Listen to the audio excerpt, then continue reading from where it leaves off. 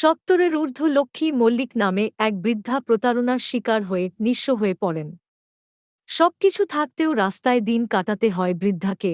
রাজহাটের মিলচিতা গ্রামের বাসিন্দা এই বৃদ্ধার অভিযোগ, তার পাতানো ভাইঝি ও তার স্বামী কৌশলে নগদ 1,80,000 টাকা, 3 ভরি সোনার গয়না, পোশাক আসবাবপত্রসহ সমস্ত কিছু আত্মসাৎ করে নেন। সর্বহারা হয়ে দিন কাটাতে বাধ্য হন রাস্তায় রাস্তায়।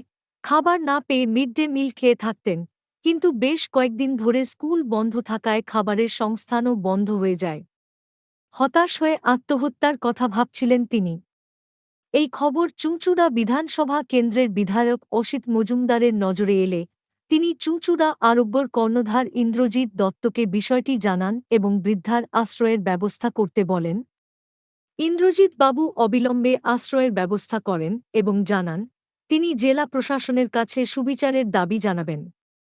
মঙ্গলবার বিধায়ক নিজে বৃদ্ধাকে নিয়ে পোলবা থানায় গিয়ে অভিযোগ দায়ের করান এবং আশ্বাস দেন প্রশাসনিক স্তরে দ্রুত ব্যবস্থা নেওয়া হবে যাতে বৃদ্ধা তার প্রাপ্য অধিকার ফিরে পান।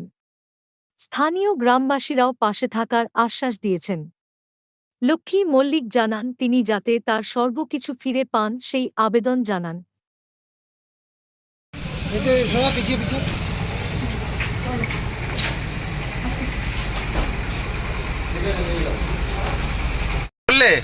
হ্যাঁ, থানায় অভিযোগ করলে? দাও। কি চাইছো এখন? আমার যা পয়সা টাকা নিয়েছে, জিনিস নিয়েছে, আমার ফিরিয়ে দিই। আমি আর কিছু চাই না। টাকা ওইদিকে থানাতে তো এলেন, থানাতে কি বললো সবাই আপনাকে? আমি শুনতে পাই না, ওই এক ভদ্রলোক জিজ্ঞাসা করলো কিছু করেছে। কি করলো? যা যা জিজ্ঞেস করেছে, আমার যা যা হয়েছে আমি তাই বলেছি। কি বললেন? বলছে ঠিক আছে, ওই আমার পয়সা যেভাবে নিয়েছে আমার টাকা দিয়ে দিই আর জিনিস দিয়ে দিই, ব্যাস। আর আমার কিছু করতে হবে না, আর কিছু চাই না। কোনোদিন চিন্তা করতে পেরেছিলেন যে এইভাবে? না, আমার রাস্তায় ফেলে দেবে আমি কোনোদিন আমি ভাবিনি।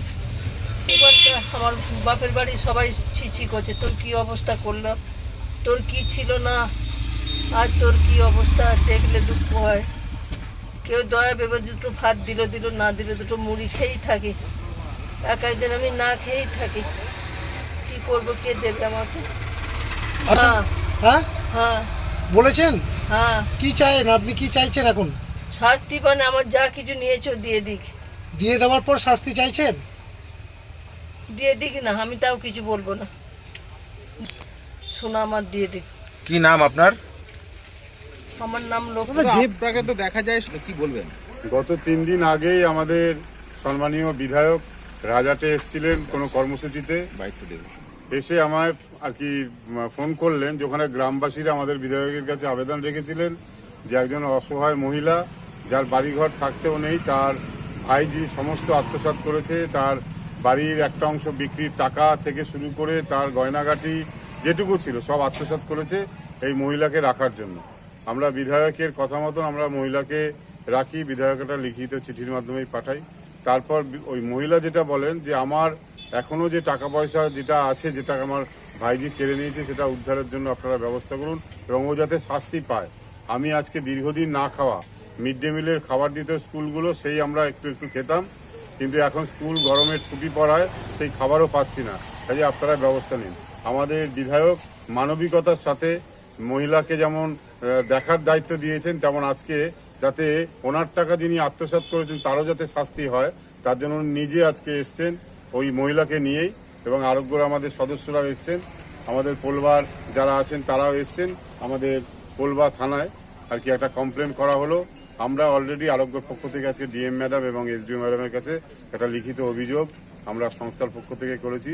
যেহেতু দেখুন, আমরা তো আইন নিজেরা হাতে নিতে পারি না, তাই আইনের পথেই আমরা হাঁটছি। আজকে ওসি পোলবা আমরা কমপ্লেন দিলাম ভদ্রমহিলার, আমরা সবাই আছি। আমাদের রাজহাট অঞ্চলের প্রেসিডেন্ট বাপ্পা, শুভ, আমাদের আরোগ্যর কর্ণধার ইন্দ্রজিৎ দত্ত, আমাদের পোলবার দলের সভাপতি অশোক, আমরা সবাই আছি। আমরা চাই ভদ্রমহিলা সরকারের পক্ষ থেকে সমস্ত রকম সাহায্য পাক। 75 বছর বয়স, তাকে সর্বস্ব তার ভাইজি কেড়ে নিয়েছে, তার থেকে উনি মুক্ত হন, সরকার ওকে সাহায্য করুক। আজকে থানায় করলাম, কালকে ইন্দ্রজিৎ দত্ত এসডিওর কাছে সিনিয়র সিটিজেনের মামলা করবে। আমরা সমস্ত দিক আইনি ব্যবস্থা নেবার প্রয়াস